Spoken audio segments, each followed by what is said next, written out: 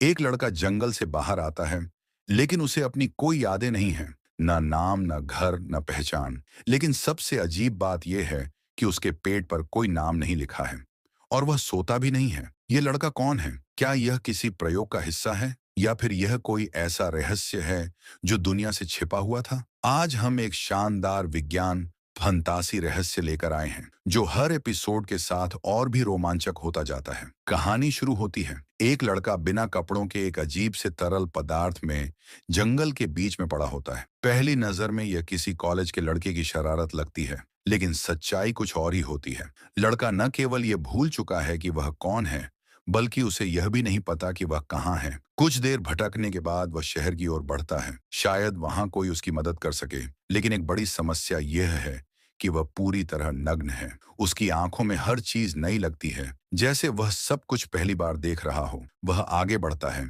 जिससे लोग हैरान हो जाते हैं। थोड़ी ही देर में पुलिस आ जाती है, उसे गिरफ्तार कर लिया जाता है और हिरासत केंद्र ले जाया जाता है। वह न तो अपना नाम जानता है, न ही पुलिस को समझा पाता है।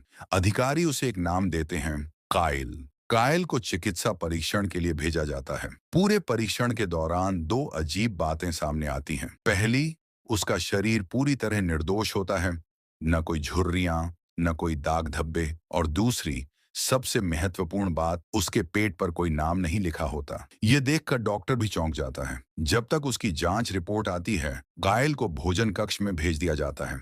वहां वह अन्य लड़कों को खाना खाते हुए देखता है और उनकी नकल करने की कोशिश करता है, जैसे कि उसे खाने के बारे में कुछ पता ही न हो। वह एक लड़के की नकल करता है, लेकिन यह देख वह लड़का नाराज हो जाता है। उसे लगता है कि कायल उसका मजाक उड़ा रहा है। गुस्सा इतना बढ़ जाता है कि दोनों के बीच झगड़ा हो जाता है। बाद में जब सभी लड़के मैदान में होते हैं, वही लड़का कायल के चेहरे पर मुक्का मार देता है। कायल गिर जाता है और कुछ देर बाद उसकी पैंट भीग जाती है। उसकी अजीब हरकतों को देखकर गार्ड समझ नहीं पाते कि उसे कैसे संभालें। वे केंद्र की मनोचिकित्सक निकोल को बुलाते हैं, जो कायल से कुछ सवाल पूछकर समझने की कोशिश करती है कि उसके साथ क्या हुआ है। वह एक अजीब लड़का है, लेकिन पूरी तरह मासूम है। उसे न तो दुनिया के तौर तरीकों की जानकारी है, न ही लोगों की आदतों की। लेकिन वह जो कुछ भी करता है, उसमें स्वाभाविक प्रतिभा झलकती है। निकोल उसे कुछ चित्र बनाने के लिए कहती है और बिल्कुल एक प्रिंटर की तरह कायल दो लोगों की एकदम सटीक तस्वीर बना देता है, जिन्हें उसने जंगल में करीब से देखा था। वे शायद प्रेमी थे जो अकेले रहना चाहते थे। कायल का व्यवहार पूरी तरह शांत रहता है, उसमें कोई आक्रामकता नहीं होती। इसीलिए निकोल तय करती है कि वह उसे अपने घर ले जाएगी, ताकि वह उस पर और परीक्षण कर सके और समझ सके कि उसके साथ क्या हुआ है। उसे संदेह होता है कि कायल किसी बड़े हादसे से गुजरा है। शायद इसी वजह से वह अपनी यादें खो चुका है। कायल का अतीत एक बड़ी पहेली है। शायद उसका दिमाग पुरानी यादों को भूल चुका है। निकोल के घर पहुंचने पर उसकी बेटी लॉरी चौंक जाती है। वह नहाने के बाद तौलिया लपेटकर बाहर आती है और सामने एक अनजान लड़के को देखकर डर जाती है। दोनों कुछ पल के लिए खामोश रहते हैं। कायल किसी और ही दुनिया में खोया हुआ लगता है। लॉरी ज्यादा ध्यान नहीं देती, क्योंकि वह अपने बॉयफ्रेंड से मिलने में व्यस्त होती है। कुछ समय बाद कायल घर के बाहर चला जाता है। वह एक तितली को देखता है और बिना कुछ सोचे समझे उसके पीछे चल पड़ता है। तभी उसे पड़ोसी के घर से मीठा संगीत सुनाई देता है। जब वह अंदर जाता है, तो उसकी मुलाकात अमांडा नाम की लड़की से होती है। जैसे ही कायल अमांडा का मीठा संगीत सुनता है, उसकी आंखों से आंसू बहने लगते हैं। उसे समझ नहीं आता कि ऐसा क्यों हो रहा है, लेकिन वह अपनी जगह से हिल भी नहीं पाता। तभी अमांडा उसकी ओर देखती है और कायल उसकी डरी हुई शक्ल देखकर घबरा जाता है। वह जल्दी से भागकर बाथरूम के टब में छिप जाता है। इसी बीच लॉरी का भाई जोश एक वयस्क पत्रिका लेकर अंदर आता है। वह तस्वीरें देखकर आनंद ले रहा होता है, लेकिन उसे इस बात का एहसास नहीं होता कि टब में कोई और भी छिपा है।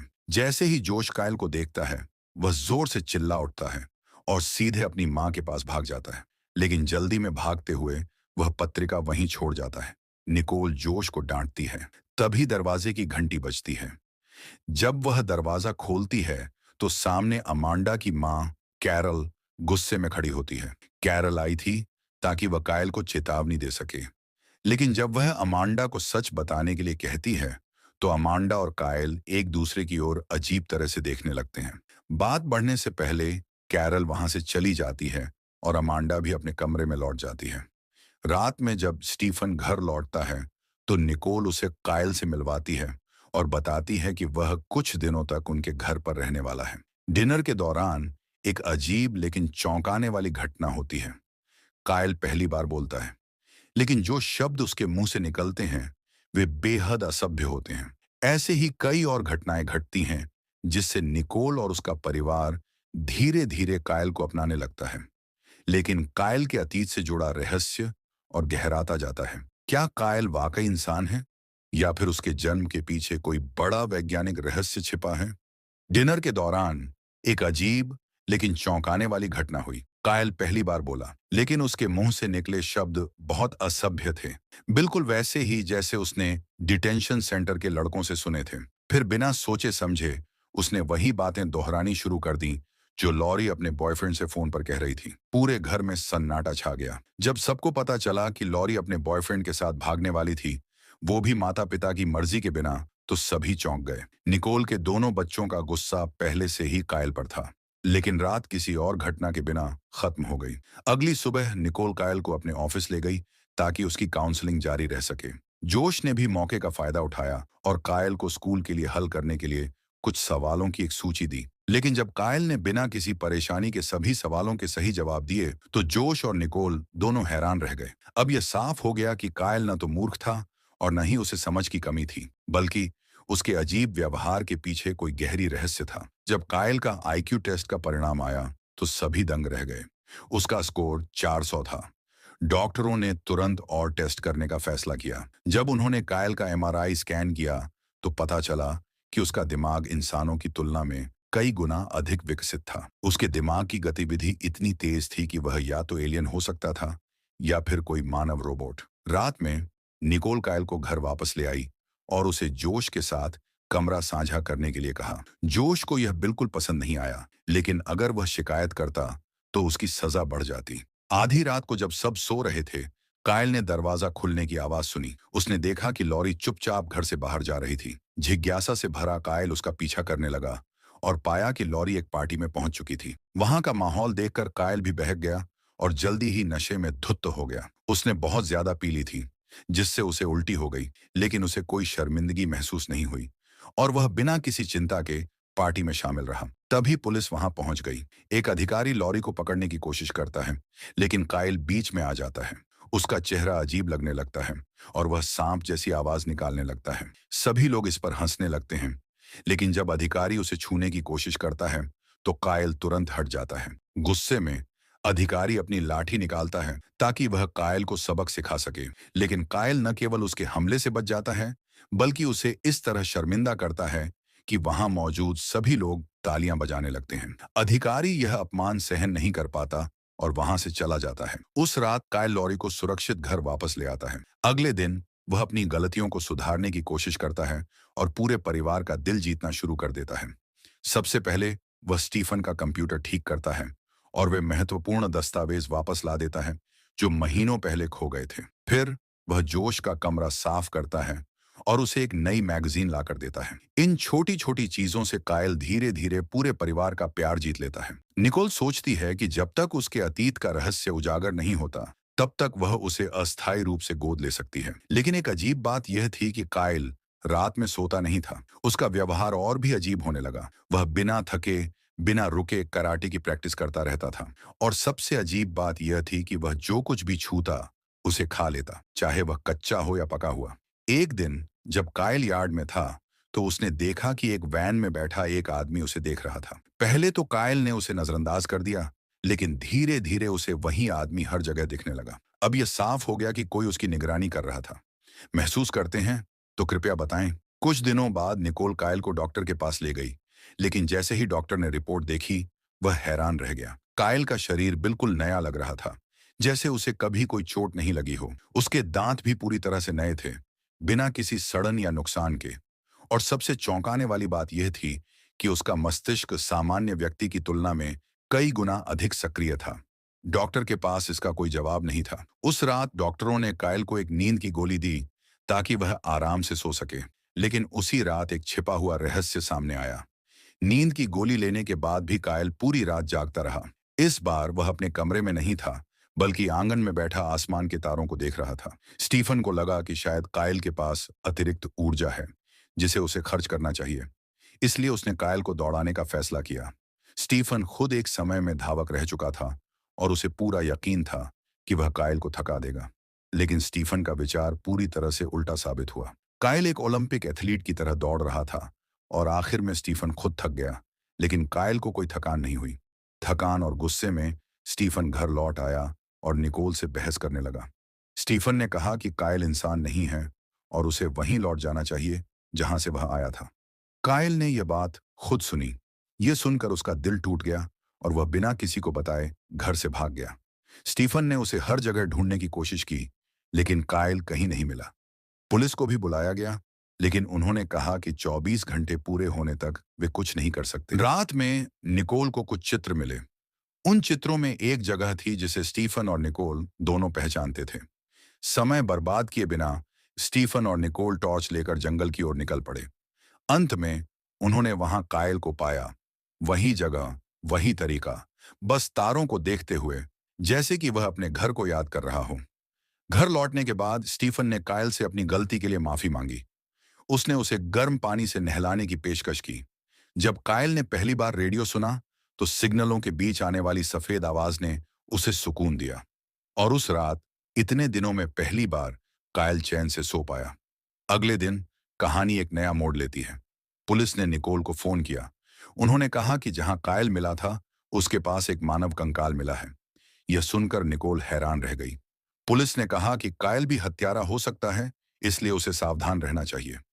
एजेंट टेलर ने निकोल को बताया कि मिले हुए हड्डियों में एक तेज जलने वाला पदार्थ पाया गया है, जिसका मतलब है कि मौत हाल ही में हुई थी। उन्हें कुछ त्वचा के नमूने भी मिले हैं, जिनका विश्लेषण किया जा रहा है।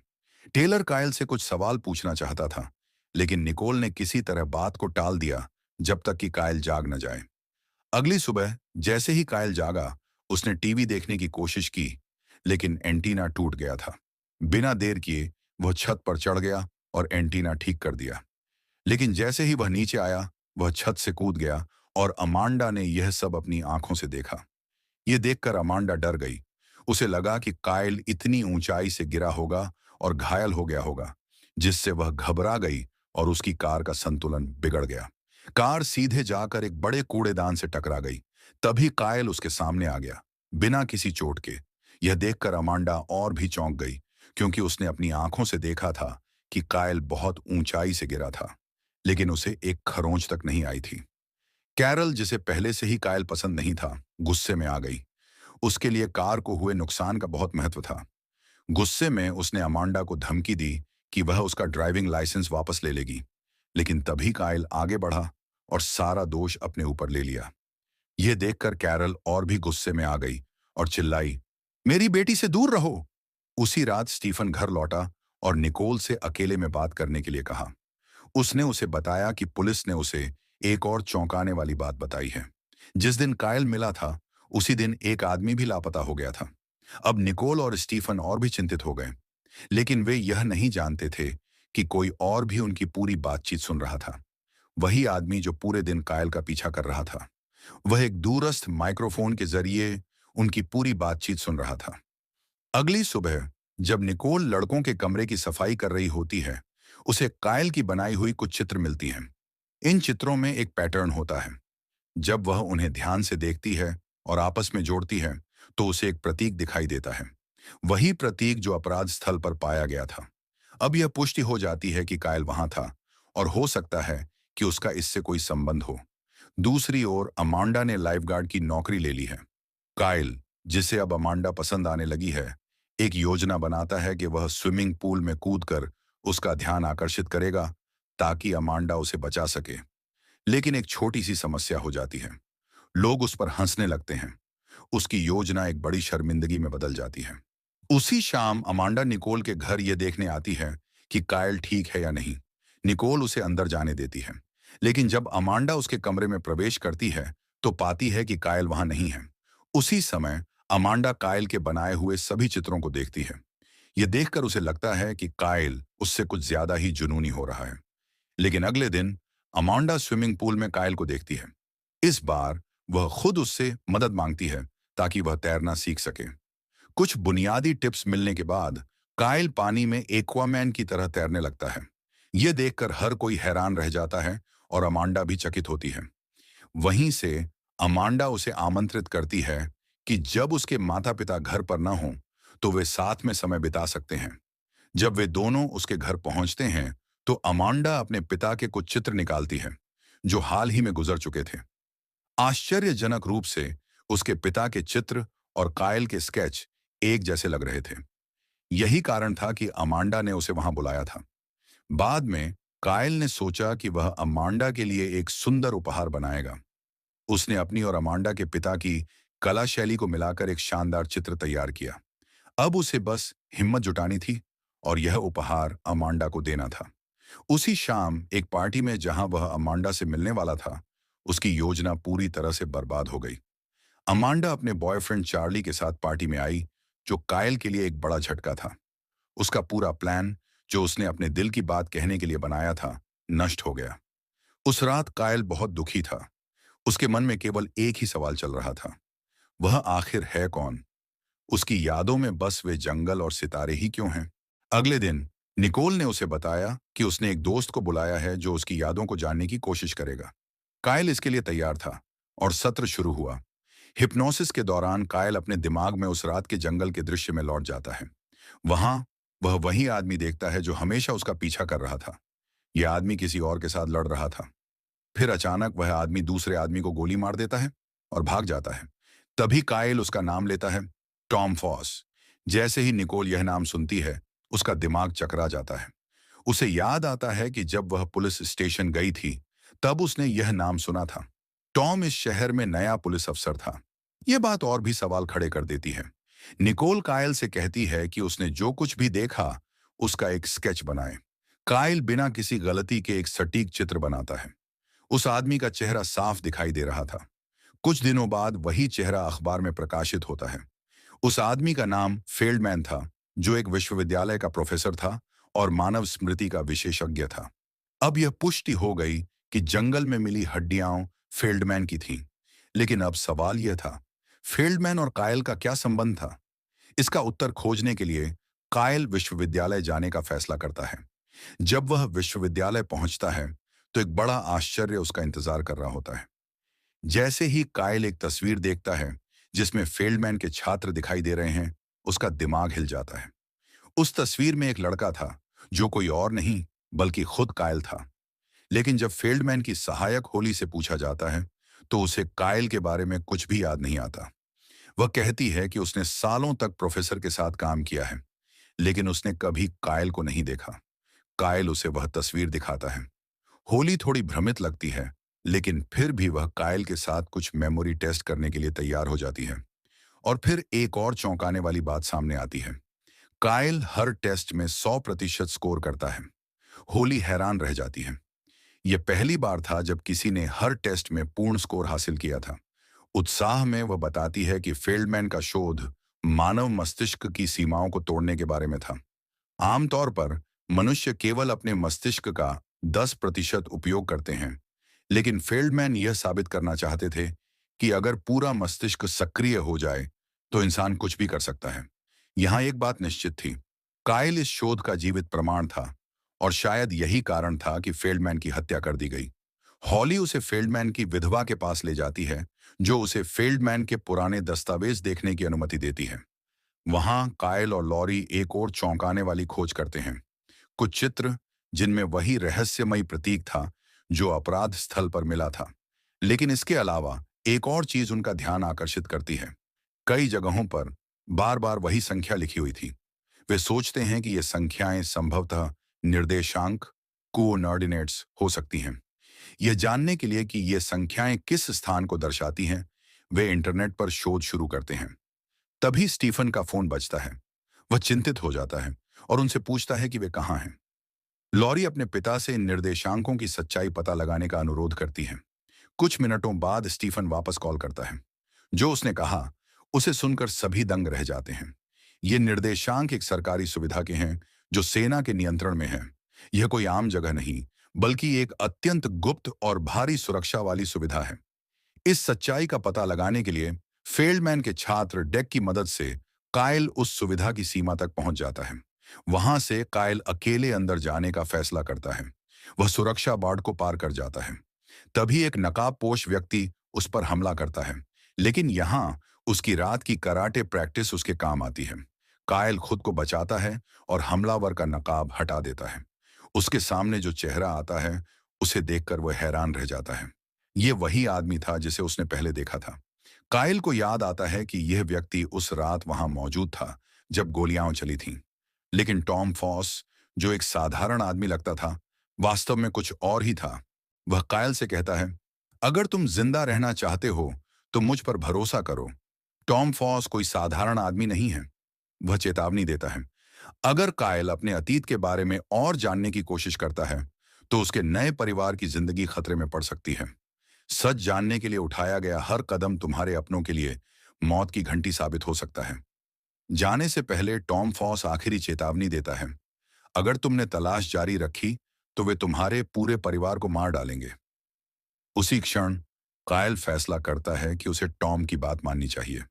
वह वहां से भाग जाता है और तय करता है कि वह अब अपनी खोज यहीं रोक देगा। लेकिन बहुत देर हो चुकी थी। सरकारी स्टेशन के कैमरों ने कायल को देख लिया था और एक एजेंट ने उसे एक्स प्रोजेक्ट के रूप में पहचाना। जैसे ही निकोल घर लौटी, उसने फैसला किया कि कायल को अस्पताल ले जाना चाहिए ताकि उसके घावों का इलाज हो सके।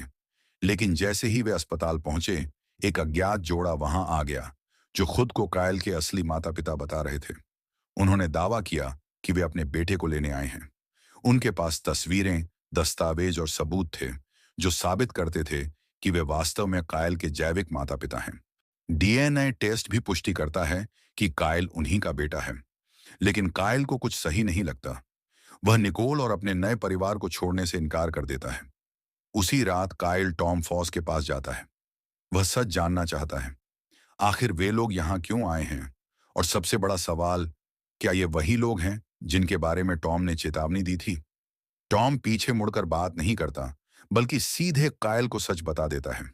हाँ, ये वही लोग हैं। ये लोग डीएनए प्रमाण को आसानी से बदल सकते हैं। लेकिन टॉम यह भी कहता है कि अगर कायल को सच जानना है तो उसे किसी सुरक्षित स्थान पर जाना होगा। लेकिन जैसे ही वे बातचीत शुरू करते हैं, अचानक एक जोरदार गोली चलने की आवाज आती है। कायल अपने रिफ्लेक्स के कारण गोली से बच जाता है, लेकिन टॉम के कंधे पर गोली लग जाती है। अब दोनों को वहां से भागना पड़ता है। एक स्नाइपर उन पर बार बार गोली चला रहा था। बड़ी मुश्किल से वे एक सुरक्षित स्थान पर पहुंचते हैं। वहां टॉम आखिरकार कायल को पूरी सच्चाई बताने वाला होता है।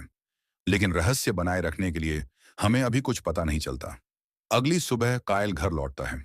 वह अपने तथाकथित जैविक माता पिता से मिलता है और कुछ अजीब कहता है। वह कहता है, मुझे सब कुछ याद आ गया है। अब मैं जानता हूं कि तुम सच कह रहे हो। और सबको चौंकाते हुए वह कहता है कि वह उनके साथ घर जाने के लिए तैयार है। कायल अपने दत्तक परिवार को अलविदा कहता है और अपने जैविक माता पिता के साथ चला जाता है। लेकिन जल्द ही सच्चाई सामने आती है। असल में ये लोग अभिनेता होते हैं जिन्हें टॉम ने किराए पर रखा था। अब वे एक गुप्त ऑपरेशन सेंटर जा रहे हैं जहां कायल को पूरी सच्चाई पता चलने वाली है। वहां उसकी मुलाकात एडम से होती है, जो एक बहुत बड़ा खुलासा करता है, तुम असल में एक क्लोन हो। कायल को झटका लगता है। एडम समझाता है कि प्रोफेसर फेल्डमैन ने एक ऐसी तकनीक विकसित की थी जो इंसानी क्षमताओं को बढ़ा सकती थी। लेकिन उसने यह तकनीक सरकार को बेच दी और इसी कारण अब एक युद्ध छिड़ गया है। फिर एडम एक और बड़ा सच बताता है। कायल असल में एडम का क्लोन है। एडम एक अरबपति था जो हमेशा अमर रहने का तरीका खोज रहा था और वह चाहता था कि मानवता अपनी सीमाओं को पार करे। लेकिन अब उसकी लड़ाई सरकार से है। और सबसे बड़ा झटका, कायल अकेला प्रयोग नहीं है। उसका पिता प्रोजेक्ट XX अभी भी सरकार की हिरासत में है और गैस स्टेशन स्टेज पूरा होने वाला है। अब और भी अधिक परिपूर्ण क्लोन तैयार किए जा रहे हैं जो इस तकनीक पर कब्जा करने के लिए युद्ध शुरू करने वाले हैं। इस बीच कायल को एक नए मिशन पर भेजा जाता है। अब वह एडम के आदेशों के तहत एक टीम लीडर बन चुका है और इसी के साथ पहला सीजन खत्म हो जाता है। यह कहानी यहाँ समाप्त होती है। अगली सुंदर वीडियो के लिए कमेंट में हाँ लिखें और हमारे YouTube चैनल को सब्सक्राइब करें। वीडियो को लाइक और शेयर करें। धन्यवाद।